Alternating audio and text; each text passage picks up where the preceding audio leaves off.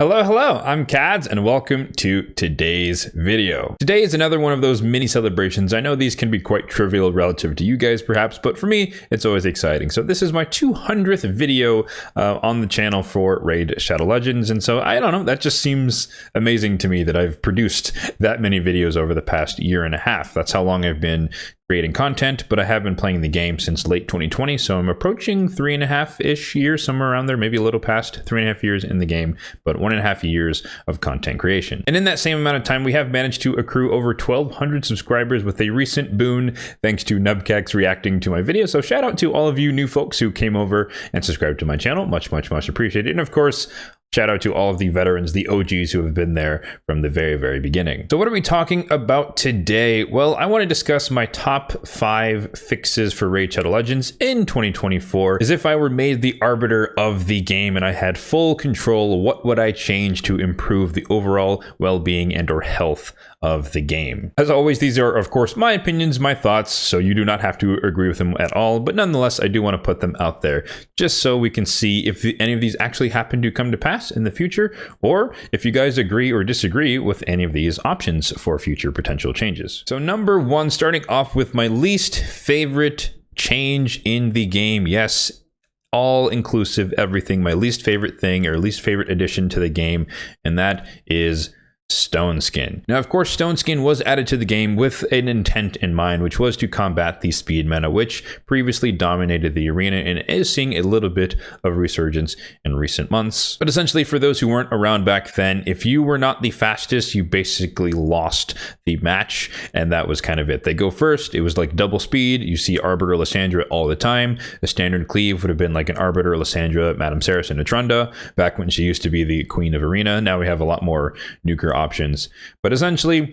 whoever went first would win. And in fairness, they did try to combat it a little bit by adding reaction accessories. And I think, honestly, reaction accessories are enough on their own to combat the speed meta. But in fairness, it has taken some time for reaction to proliferate throughout the entire player base because it was dependent on you winning CVC, especially by a good margin to guarantee some of the amulets and banners, not just reaction rings. But anyways, as we can see here on the screen, what does Stoneskin do? You get some HP resistance, some defense, HP more resistance. They fairly recently expanded it to 9 pieces, so it gets a little bit stronger if you have the accessories from Hydra Clash. But the real crux of it is 4-piece and beyond. You have a Stoneskin shield, which is some percentage of your HP. You take less damage from physical attacks just because you have the Stoneskin buff up. You are also immune to essentially every single debuff aside from HP burns and bombs. And most importantly, you cannot have your turn meter decreased. On top of that, you also have a 50% chance of blocking the removal of the sets. So there's just a raw RNG 50-50 shot that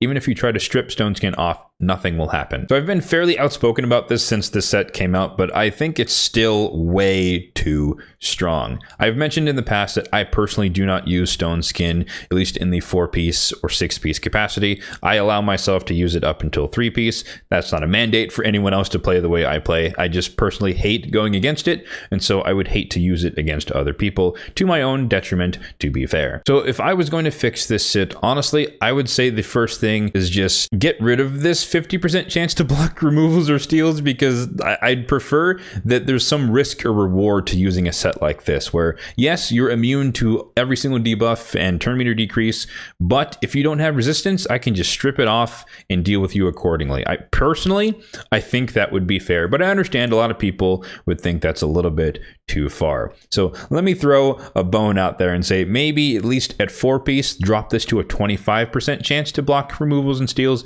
and then 6-piece will give you the full 50% as a olive branch compromise per se. The other thing I don't like is that even if you do all of the work to break Stoneskin, which is a lot of physical damage, a ton, or you have to use HP burn and or bombs, they basically come out full HP when you do that. So it's like you bust through the Stoneskin and then there's still 100,000 HP on the Duchess or whatever, or 100,000 HP on the UDK. So it's like you kind of barely made a dent into actually dealing damage to them. So what I wish they would add is that if you do manage to break Stoneskin off, that could be from raw damage, which would be really difficult, from bombs or from burns, that they get stunned or they get feared because you're like, I don't know, you're blowing up that shield on them and it does some detriment because, you know, again, high risk, high reward. You can be sitting under it protected forever, but if I manage to break it, I feel like I should get more of a bonus than, hey, I'm full HP now, and you barely did anything to me. I think it'd be really nice if that debuff, whatever it could be, stun, fear, some form of CC, if it couldn't be blocked or removed, like it was a protected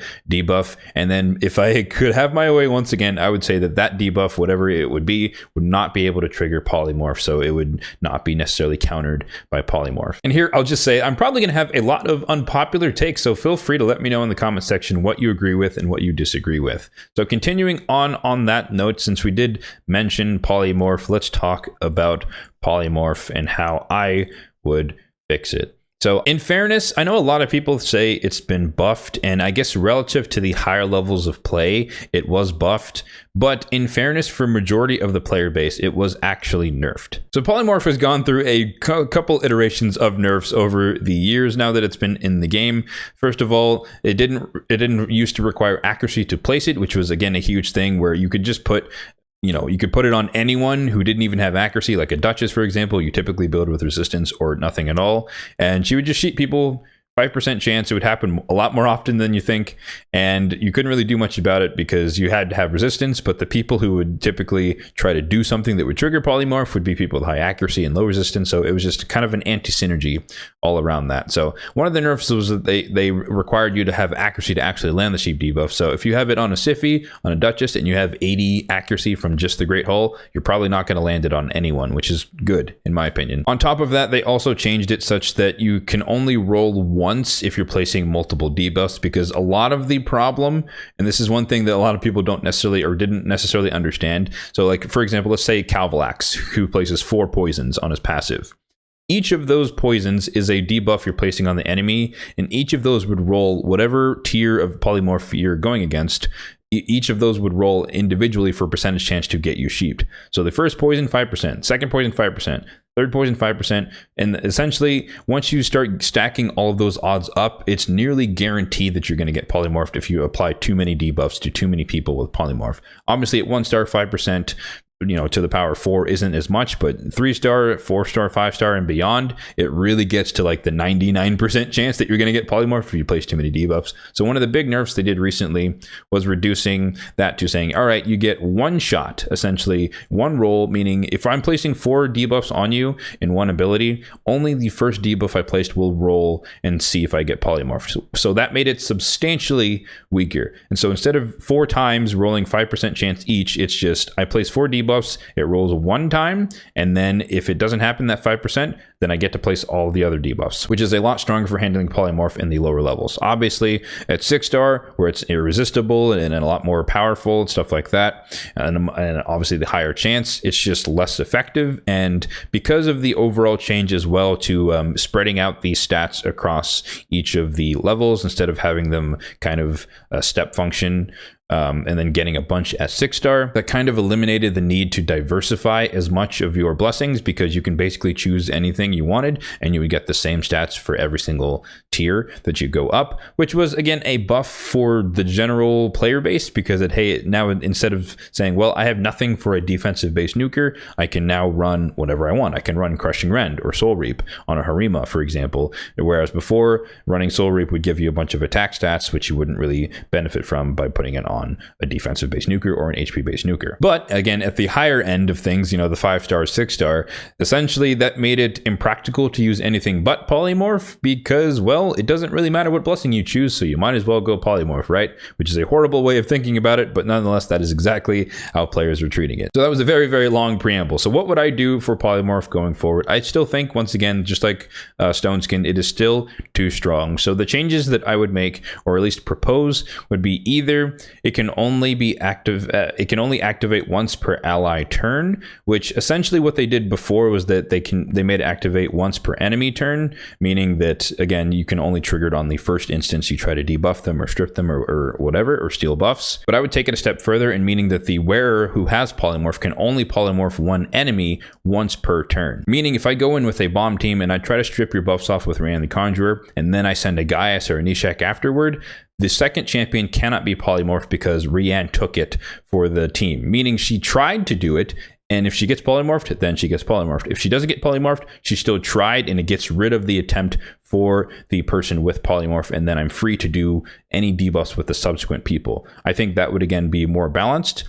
Or if that's a bit too extreme, I would say that it can only activate on one champion at a time on the team, meaning that you can treat it more like we treat Brimstone in PvE, where having multiple can be nice for a little bit of redundancy, especially in Hydra if people get eaten, but you don't necessarily need everyone in Brimstone because you can't have multiple instances of it out at once, meaning that you can only activate Polymorph on one champion on your team. So if the Duchess has it and it triggers, then no one else can trigger Polymorph at all on the team. So it's not as effective to have everyone in Polymorph because only one champion on the team can be able to proc it at a time. For number 3, we're going to have to go into the index because I don't have many of these champions myself on my account, but I would personally like to start dealing with the fact that resetters can reset each other. Now, I understand at the low end, this isn't really necessarily super broken, but at the high end, it really starts to kind of start breaking the game, as we kind of see in Hydra Cost, but also in other areas as well. I think they should really change all of them to be kind of like, I think, Renegade is the only one that explicitly mentions it. Renegade has it such that on her ability, Sacrificial Ritual, this champion, or this, where is it? This skill does not affect this champion or other champions with this skill, which means that essentially Renegade cannot reset other Renegades. And I think that text should apply to all reset champions. And honestly, that might be a little bit more controversial than you might think because you're thinking more of the high end where it's like Yumiko resetting Yumiko. But technically, if this was the case, that would mean that Painkeepers can't reset Painkeepers, and MX can't reset MX, and all of those kind of synergistic resets don't work, even if it's one turn, or Countess Lix cannot reset an MX or whatever. So personally, I would like to get rid of all of that resetting of reset type things, but maybe that's a bit too extreme. And so perhaps maybe an olive branch would say, maybe it just limits it that if you try to reset someone else with a reset ability, it can only reduce it by one turn instead of fully resetting it. So you can just do a perpetual loop of double Yumiko and other types of abilities, or a White Dryad Nia and a Fina, or whatever else, whatever combination. So if you reset a reset ability, maybe you can only do it by one turn maximum. With the latter solution, you can still, have a bunch of resets on your team. It's just not going to be as instantly effective as full-blown resets every single time. For number 4, I know they have recently announced that they are going to be tweaking a handful of bosses, including the one we're going to talk about here. But nonetheless, I want to put my hat and throw my hat in the ring and talk about what I would like to see change specifically for the Iron Twins. At this point, it's been out for probably over a year. I'm not sure exactly when it came out, but I think it's time, having farmed it daily, just the 6 keys, that's all I do. I buy 1 energy refill every day, 40 gems, to make sure that I can use the 6 keys, and that's the way I get around it. But at this point, I really do think it's time to increase the rewards, or at least separate the coins from the essence rolls, and perhaps even add, mortal soul stones. Maybe not immortal, I get it, but maybe add some mortal soul stones as a tertiary reward along for at least completing some of the higher stages, maybe 14, 15, or 13 through 15, whatever. Maybe the ones that cost 20 energy, something like that. The odds don't have to be great, but I think it would just help a lot more players kind of be interested in doing it, because a lot of people can say this is just not worth the time, and I kind of find it hard to argue with that, despite being able to say that, hey, at least, I get a few more mortal soul stones than the person not doing it when you add it up over time. But in terms of the rewards you get from soul stones overall, it might not really matter that much unless you happen to get lucky. So again, I can see both sides there. I think the most common thing we've heard is that you basically make all of the affinities equal to the void affinity, because the void affinity right now gives you double the rewards. And that honestly feels like it's the most worth thing to do. A lot of people just spend all their keys on Sunday, and so they do it once a week, more or less. But if that was the same across the board, or even it may be a bit extreme, but just to double the rewards across all of the days, being that even the void would still be doubled, and so it would still be the best day, but the base level for every other day would just be higher, and thus make it a lot more worth it. I know a lot of people have also said just make it keys and not cost energy, but I think that kind of falls out of line with the whole concept of a dungeon, because every single other dungeon costs energy regardless of additional currency added to it. So personally, I disagree with that, but that's just my take on that subject matter. I would keep the energy thing in there just because it's a dungeon and all dungeons cost energy to run. But the purpose of the keys is just so that, honestly, if you really think about it, it's so that the whales and the krakens can't really just farm Iron Twins more than the average player, because they would be more keen to get essences and coins and whatnot. And it just kind of hard caps it so that everyone can only do a certain amount of fights per day, such that someone cannot over farm the dungeon if they have a better or super fast team compared to someone who has a really slow or struggle bus team. Now, in terms of the boss mechanics itself, I do think it's a little bit too harsh and really difficult to get into.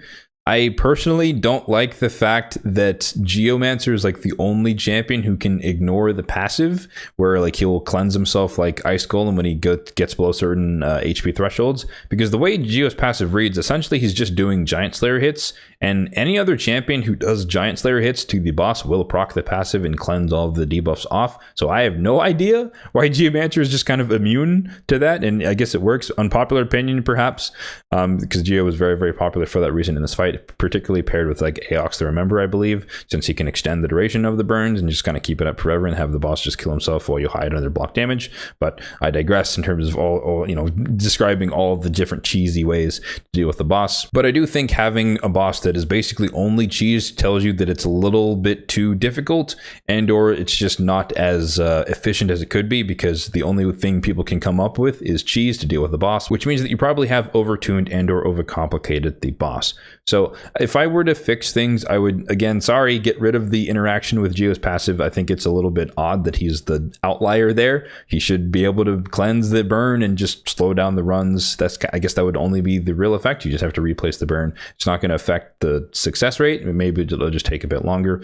But even more than that, honestly, I think that the cleanse ability is just very, very annoying considering how the boss works, because he gets a ton of turn meter if you do any buffs without having decreased speed out there. But it's very hard to consistently maintain decreased speed when he's constantly cleansing it off. Kind of like it's hard to deal with hard mode Ice Golem because you can't keep decreased attack on him because he keeps cleansing himself. I think it's just really difficult to have that type of mechanic in the game, at least without some counterplay, meaning that we'd have some sort of protected debuffs, maybe an anti-protection set or whatever you want to call it, that you would be able to place protected debuffs. So if we could place protected decreased speed, or when you place decreased speed it becomes protected, not that it's guaranteed or anything, you still need accuracy, but it won't come off if you happen to land it, and then maybe you can just stay on once you place it. Same thing for Ice Golem hard. That'd be kind of nice if you could place decrease attack and accuracy resistance check, but once you land it, it becomes protected and then you can't cleanse it.